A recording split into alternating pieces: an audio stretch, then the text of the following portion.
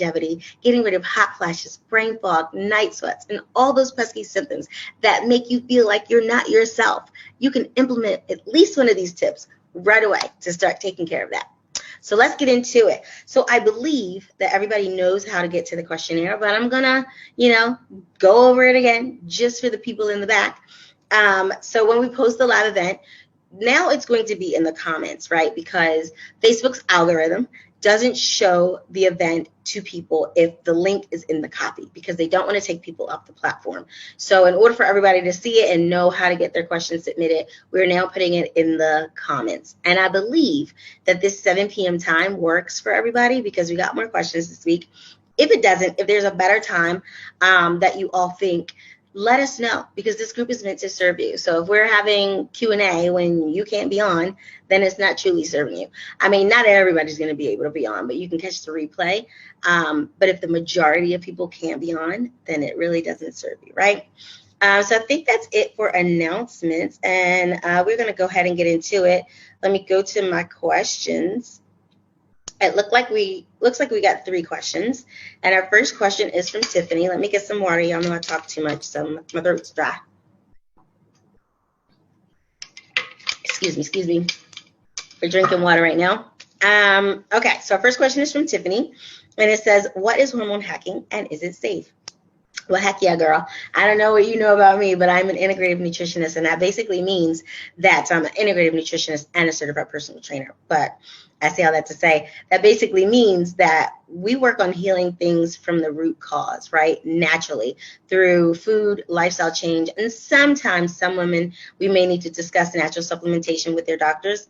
And that's really only 20% of our women. We've actually looked at the data, and that's only 20% of our women where we have to start talking to their doctors about natural supplementation, or actually supporting them to talk to their doctors. We don't actually speak to their doctors, but we work with our clients to talk to their doctors about important things, ask for specific tests that they may need, and discuss supplementation that we may recommend if something is showing up that they may need. It's never going to be any weird concoction. It's always going to be something natural. Again, we focus on healing your body naturally, so you can avoid things like hormone therapies that have side effects. Now, if you want to do hormone therapies, we 100% support that. But what we do here is focus on natural healing. And Big Pharma doesn't want you to know that between 85 and 90% of what ails the body can be healed through food and lifestyle change, right? Big Pharma doesn't want you to know that, because if you knew that, they wouldn't make as much money. The majority of what they prescribe is unnecessary, like antibiotics for the most part. But that's a different topic for a different day. Gosh, I really wish I had time to get into the adverse effects of antibiotics. But anyway, this again, a different topic for a different day. So I say all that to say it's completely safe because we do it naturally through food and lifestyle change and sometimes supplements. The majority of what our women experience can be addressed through nutrition and lifestyle change, like I said before. I repeat myself sometimes. Okay, so our second question is from Shoshana, and it is how to stay consistent. So I hate to give you the unpopular answer, but consistency is a choice or a decision to show no matter what. It's not a feeling. And what I mean by that is not something you wake up and you feel, right? Like for me, I wake up and I feel like working out some days, even after all of this time. I don't wake up feeling like working out every day, but I've been doing it so long. More often than not, I'm going to get the workout done, even if I don't feel like it, right? And that's how consistency is built. It is built on, it's like a muscle. You have to show up, especially when you don't feel like it, because that is what is going to keep you showing up, because you built that muscle. And what I do is I pick something that's easy for me to get myself to do. So like when I come back from a vacation, it's really hard to get back into my regular routine. So I pick something easy. Easy for me is like a hike or going for a run. I don't know why, but those are easy things to get me to do. I love lifting weights, but it takes a bit more mental effort to get me to go lift than after a vacation or a break than it is for me to go for a run or a hike. So that's why when we program our workouts for our clients, I want to say 80 to 90% of their workouts is stuff they enjoy. That's how we program. 15 to 10% is going to be stuff that that's necessary for them, but it's based on their fitness level so that they don't hate it. Because if you hate it, you're not going to show up and do it. So pick something easy for you to get yourself to do at least 3 days a week. And that's how you're going to build that consistency. Because on those days that you don't want to do it, if you enjoy, like I have a client that loves, I think it's trap cardio. It's going to be easy for you to be like, all right, I'm going to trap cardio because I love it, even though you don't feel like it, right? So that's a suggestion for that.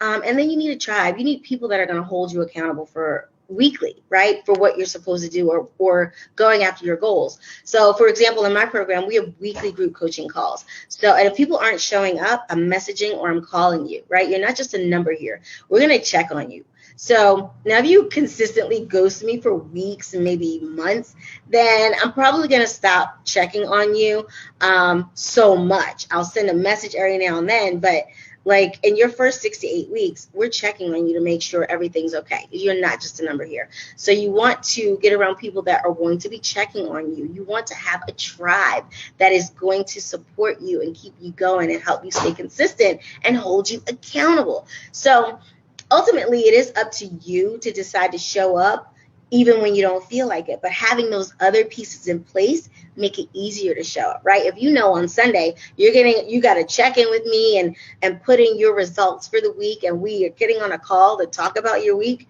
you're more likely to check off the boxes assigned to you that week than to show up on the call and be like, oh, I didn't do anything. But that's okay too. Showing up on the calls, and I actually had a client tell me that showing up on the calls is what kept her, doing what she was supposed to do. So, yeah, get a tribe, join a program that helps hold you accountable, and make the decision to show up. Just pick a few days a week so you're not overcommitting yourself, and that's going to help you build that consistency muscle. And then our last question is from Chantel, and it is sleep horrible and belly weight. So I'm assuming you're asking me to run down how to make that sleep better and how to address the belly weight, right? So usually sleep and belly weight can be linked to one of three things or a little bit of each, right? So sleep and belly weight can be linked to stress, right? Or belly weight can be linked to estrogen dominance, or it can be linked to a gut issue, or a piece of each, because it's all linked together, right? It's all run by our endocrine system, right?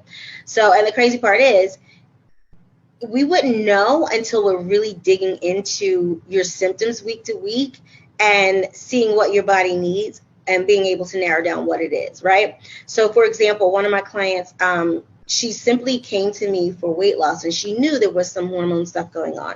So we do what we do with everybody, and we address it with nutrition and workouts first, right? Nutrition designed for hormone balance, right? It's not just blanket nutrition that some trainers give you where you get a food list and you got to pick things. And no, our nutrition is based on the science of things that your body needs nutrition wise to bring things back into balance to start addressing symptoms. So that's how we start you, right? We get that nutrition in order and things start to show up that we're like, so now we need to look at this and make some adjustments, right? So that's what happened with Shanae, which you guys hear me talk about all the time because she's such a remarkable client.